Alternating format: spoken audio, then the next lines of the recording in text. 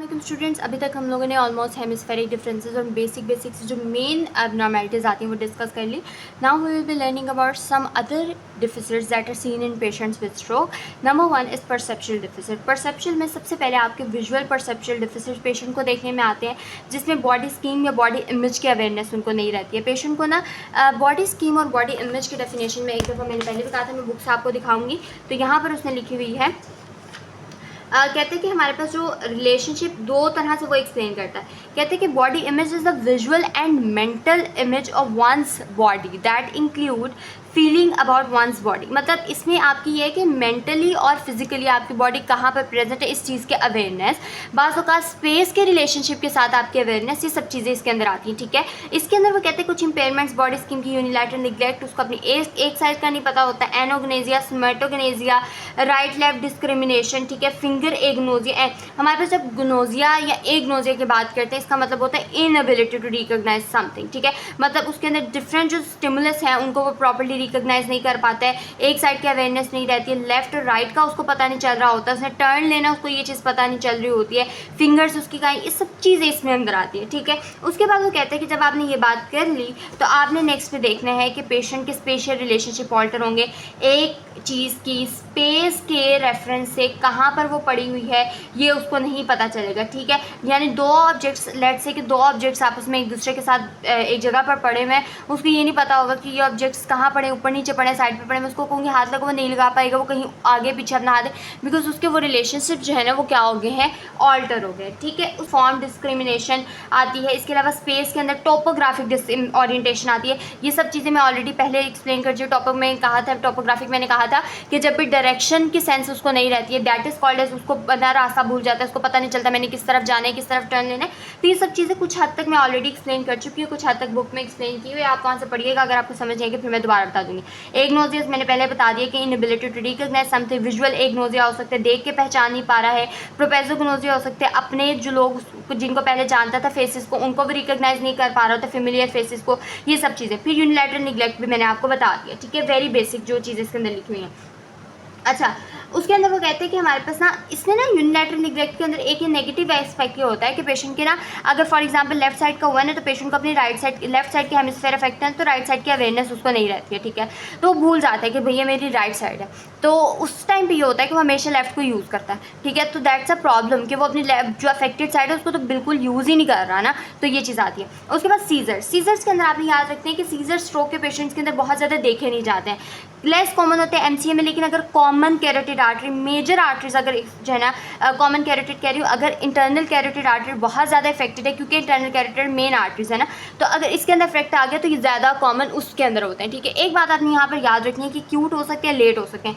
Acute onset is quite common, ये थोड़ा सा ज़्यादा हो सकता है. एक्यूट ऑनसेट की जो सीजर्स होते हैं ना वो हमारे पास राइट आफ्टर स्ट्रोक के अटैक के बाद होते हैं. लेट ऑनसेट स्ट्रोक के अटैक के कुछ मंथ्स बाद या कुछ अरसे बाद भी आ सकते हैं. ठीक है, जो सीजर्स की टाइप होती है ये पार्शियल मोटर टाइप होती है. सीजर्स की डिफरेंट टाइप है, होप कि आपको ये चीज़ पता होगी. पार्शियल मोटर टाइप पेशेंट के सीजर्स होते हैं. फिर आपने इसके अंदर एक बात याद रखनी है कि सीजर्स बाज़ औक़ात लाइफ थ्रेटनिंग भी हो सकते हैं. इनके लिए अगर पेशेंट को सस्पेक्टेड है कि उसको सीजर होगा तो उसके लिए हम एंटी कन्वल्सेंट जिसमें फेनिटोइन है, फिनोबार्बिटोल है, इसे हम यूज़ कर सकते हैं. ठीक है, उसके बाद बाउल एंड ब्लैडर डिस्फंक्शन. अच्छा, बाउल एंड ब्लैडर डिस्फंक्शन हमने पढ़ा था कि ये एसीए के स्ट्रोक में, एंटीरियर सेरेब्रल आर्टरी स्ट्रोक में बहुत कॉमन है. हाइपर रिफ्लेक्सिस या हाइपर रिफ्लेक्सिव ब्लैडर हो सकता है, इनकॉन्टिनेंस हो सकती है. ठीक है, फिर हमारे पास आते हैं कार्डियोवास्कुलर एंड पल्मोनरी डिस्फंक्शन. अच्छा, इसके अंदर आपने याद रखते हैं कि पेशेंट जिनको स्ट्रोक होता है ना, पहली तो बात है हमने एक बात पढ़ी थी कि इस्केमिक स्ट्रोक के पेशेंट्स के अंदर एक हिस्ट्री होती है. किसकी? अगर पेशेंट को अगर हार्ट अटैक प्रीवियसली हुआ है, प्रीवियसली एमआई की हिस्ट्री है, कोलेस्ट्रॉल लेवल उसका ज़्यादा रहता है, तो मतलब कार्डिक प्रॉब्लम्स में result into the stroke, right. तो कहते हैं कि पेशेंट्स के अंदर एक तो ये बात आती है. दूसरी बात कहते हैं कि पेशेंट की ऑक्सीजन कंजप्शन, मतलब हमें पता नहीं कि जब हम एक्सरसाइज कर रहे होते हैं हमारी बॉडी की ऑक्सीजन की डिमांड बहुत ज़्यादा बढ़ जाती है ना, तो इन पेशेंट्स के अंदर ना ऑक्सीजन जो वो एक्सरसाइज के दौरान होती है ना वो इतनी ज़्यादा आ नहीं रही होती. तो हमारे कहते हैं पीक रेस्पिरेटरी वॉल्यूम, ऑक्सीजन का वॉल्यूम इतना ज़्यादा आपका नहीं होता, जिसकी वजह से जब ये पेशेंट एक्सरसाइज कर रहे होते हैं वो उनके लिए डिफरेंट होती है. उनको बहुत ज़्यादा जल्दी सांस चढ़ जाता है, यानी एक्सरसाइज टॉलरेंस उनकी बहुत ज़्यादा कम होती है. ठीक है, पेशेंट की कार्डिक आउटपुट जो है वो इम्पेयर होती है, कार्डिक डीकम्पनसेशन होती है, और इवन के पेशेंट को सीरियस रिदमिक डिसऑर्डर भी आ सकते हैं. इन पेशेंट्स के अंदर कार्डिक आउटपुट कम होने की वजह से, कंट्रोल कम होने होने की वजह से, डीकम्पनसेशन कम होने की वजह से, ठीक है। ये कॉमन चीज़ें हमें कहाँ पर देखने को मिलती हैं, cardiovascular and pulmonary dysfunction in patients with stroke, ठीक है। देखिए इन पेशेंट्स की ना वाइटल कैपेसिटी भी जो है ना वो कम होती है, ठीक है। ये बात आपको पता है ना, हमने लंग के अंदर डिफरेंट कैपेसिटीज़ पढ़ी थी। एक होती है कि पेशेंट की ability to exhale maximally after maximal inhalation, ठीक है। तो मतलब मैक्सिमली इनहेल करने के बाद पेशेंट कितनी एक्सहेलेशन कर सकता है, इसको शायद वाइटल कैपेसिटी कहते हैं, मे बी ऊपर नीचे हो गया हो, लेकिन ये बात आपने बस याद रखनी है कि इसमें पेशेंट की जो वाइटल कैपेसिटी है वो भी डिक्रीज होती है, ठीक है। अच्छा, वाइटल कैपेसिटी के अलावा ना इन पेशेंट्स के अंदर ना ऑक्सीजन अपटेक भी कम होता है। ऑक्सीजन अपटेक इससे मैंने रिलेट किया कैसे कम होता है, एक्सरसाइज टॉलरेंस इसकी वजह से कम होती है। इवन कि इन पेशेंट्स के अंदर ना ब्लड प्रेशर भी ज़्यादा रहता है, रेस्ट के ऊपर भी ब्लड प्रेशर ज़्यादा रहता है, तो ऑब्वियसली वो एक्सरसाइज के अंदर बहुत ज़्यादा इंक्रीज हो जाता है, ठीक है। अच्छा बच्चों, इसके बाद ना एक पैथोलॉजी है, ठीक है, एक एम्पेयरमेंट है जिसको हमने डीवीटी कहते हैं। बहुत बार सुन रखा होगा आपने, डीपीटी में है आप, तो डीवीटी के साथ तो आपको बहुत अच्छा रिलेशन होगा। डीवीटी को हम कहते हैं डीप वेनस थ्रोम्बोसिस। बार बार हम ये बात कहते हैं कि अगर कोई पेशेंट जो है वो बहुत टाइम के लिए इमोबलाइज है, पेशेंट बेड रिडन है, ठीक है, पेशेंट की मूवमेंट बिल्कुल ठीक नहीं हो रही लोअर एक्सट्रीमिटी की, या पेशेंट के ब्लड जो है वो थिक है, ब्लड क्लोटिंग जो है वो उसकी ज़रा ज़्यादा होती है, ठीक है, ये सब चीज़ें तो एक क्या रिजल्ट करती है, एक थ्रोम्बस बन जाता है जो कि आपके लेग्स की डीप वेन्स के अंदर बनता है। ये थ्रोम्बोसिस अगर डिसलॉज हो जाए तो वो चला जाता है आपके पल्मोनरी सिस्टम के अंदर, और वहाँ जाकर क्या बन जाता है, एक एम्बोलस, और ये एम्बोलस जो है वो अल्टीमेटली डेथ भी कॉज कर सकता है, ठीक है। और इवन के लंग्स के अलावा ये ब्रेन के आर्टरीज के अंदर भी जाकर वहाँ पर मजीद इफेक्ट कर सकता है। तो इसका मतलब है कि अगर किसी पेशेंट को स्ट्रोक हुआ है और उसके अंदर इमोबलाइज कर दिया गया है और उसके अंदर डीवीटी का रिस्क ज़्यादा है, तो उसके अंदर रिकरेंट स्ट्रोक का भी रिस्क इसकी वजह से ज़्यादा और इवन के डेथ का रिस्क भी ज़्यादा हो सकता है। डीवीटी को डायग्नोज करने का एक बहुत सिंपल सा क्राइटेरिया होता है जी। इन पेशेंट्स के अंदर लेफ्ट से कि लेफ्ट और राइट दोनों लेग्स हैं, तो इनके अंदर जो इसकी साइड अफेक्टेड होगी ना पेशेंट की, जिसके अंदर डीवीटी होगा, वो बहुत ज़्यादा स्वॉलन होगी, वहाँ पर आपको बहुत ज़्यादा वार्मथ देखने को मिलेगी, पेशेंट को फीवर होगा, ठीक है। एक ये बात मेजर है, ये उसकी डिस्कलरेशन होगी, ये सब चीज़ें आपको क्लियरली देखने को मिल जाएंगी and that is very much indicative of DVT, ठीक है। आई होप के, और इवन कि अगर पेशेंट को काफ़ी टाइम के लिए इमोबलाइज रखते हैं तो इमोबलाइजेशन की वजह से पेशेंट को ना ऑस्टियोपोरोसिस ये सब चीज़ें भी हो सकती हैं, बोन वीकनिंग भी हो सकती है। आई होप कि आपको ये इम्पेयरमेंट समझ आ गई होंगी। एक बेसिक सा ओवरव्यू मैं आपको स्ट्रोक के डायग्नोसिस के बारे में देती हूँ। बहुत ज़्यादा आसान सी बात है, आपकी बुक लिखती है स्ट्रोक का डायग्नोसिस। अच्छा बच्चों देखिए, आपके पास अभी कोई भी पेशेंट आएगा ना स्ट्रोक का, ठीक है, तो यूजुअली ऐसा होता है कि आपने वार्ड्स के अंदर भी जाने कहीं भी उसकी ना एमआरआई की रिपोर्ट वहाँ पर पड़ी होगी, सीटी स्कैन की रिपोर्ट पड़ी होगी, ठीक है। एमआरआई और सीटी स्कैन दोनों को पढ़ के आपको रिपोर्ट को पढ़ के आपको पता चल जाएगा जी आर्टरी कौन सी आपकी अफेक्ट हुई है, वेरी सिंपल, ठीक है। फिर आपको ये भी पता चल जाएगा कि हेमरेजिक स्ट्रोक है या पेशेंट को इस्केमिक स्ट्रोक है। लेकिन अगर पेशेंट क्लिनिक में आ रहा है आपके पास और आपके पास पेशेंट के पास उस टाइम पे रिपोर्ट या खाली एमआरआई का स्कैन है, तो आपको कम से कम पता तो होना चाहिए ना बेसिक, तो नहीं, ये थोड़े से कॉम्प्लेक्स बातें हैं, मैकेनिज्म भी थोड़ा सा कॉम्प्लेक्स है इसको अंडरस्टैंड करना।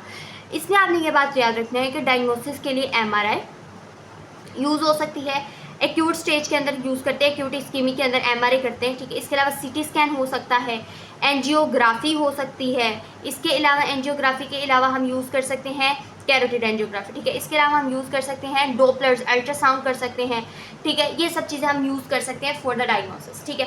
अब इसके अंदर हमारे पास कहते हैं कि जब हम सीटी स्कैन पे ऊपर देखते हैं तो हेमरेजिक स्ट्रोक होता है, इस्कीमिक स्ट्रोक। इस्कीमिक स्ट्रोक ये होता है कि ब्लड सप्लाई इम्पेयर होती है, वहाँ पर ना इन्फार्क्ट बनना शुरू हो जाता है, और हेमरेजिक स्ट्रोक वो वाला स्ट्रोक होता है जिसके अंदर क्या होता है कि ब्लीडिंग हो रही होती है, ठीक है, ब्लड ऐसे रप्चर वहाँ पर ब्लीडिंग होगी, ठीक है। तो वो कहता है कि सीटी स्कैन के ऊपर इस्कीमिक स्ट्रोक लुक डार्क, जबकि हेमरेजिक स्ट्रोक जो है वो क्या दिख रहा होता है, ब्राइट दिख रहा होता है। I will attach the pictures ताकि हमें ये चीज़ समझ आ जाए।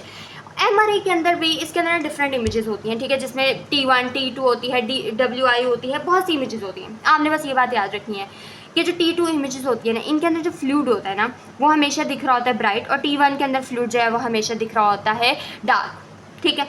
अब वो कहते हैं कि जब आप एमआरआई कराते हैं तो इस्कीमिक स्ट्रोक की एमआरआई स्टार्टिंग के अंदर जो है ब्राइट दिख रही होती है, ठीक है, जबकि हेमरेजिक स्ट्रोक जो है शुरू के अंदर डार्क दिख रहा होता है, आहिस्ता आहिस्ता वो ब्राइट हो जाता है सब एक्यूट स्टेज के अंदर, और लेटर स्टेज के अंदर जो है ना उसके डार्क जो है ना वो डार्क होता है, और उसके अंदर ना आप लोग को ना एक छोटी सी रिम देखने को मिल सकती है, that finally leaves a dark ring during a chronic stage. ठीक है, आई होप कि आपको मैंने एक बेसिक सा ओवरव्यू दे दिया। मैं कुछ इमेजेस अटैच कर दूंगी ताकि आपको ये चीज़ क्लियर हो जाए। बस आपने ये याद रखना है, सिटी के अंदर इस्कीमिक स्ट्रोक जो है वो आपको डार्क दिखता है, हेमरेजिक स्ट्रोक आपको ब्राइट दिखता है। एमआरआई के अंदर जो इस्कीमिक स्ट्रोक है वो ब्राइट दिखता है, हेमरेजिक स्ट्रोक स्टार्टिंग में डार्क दिखता है, फिर अल्टीमेटली वाइट हो जाता है सभी की। अच्छा, ये ना इसमें एब्जॉर्प्शन पे डिपेंड कर रहा होता है कि ब्लड के अंदर जो हीमोसिड्रिन है, जो फेरेटिनिन है, ये डिफरेंट प्रोटीन्स किस तरह से जो है ना वो हीमोग्लोबिन है, ये किस तरह से एब्जॉर्ब करती हैं आपके एमआरआई से, या मैग्नेटिकली इनकी मैग्नेटिक प्रॉपर्टीज़ क्या, ये सब चीज़ें तो ये थोड़ी सी कॉम्प्लेक्स है।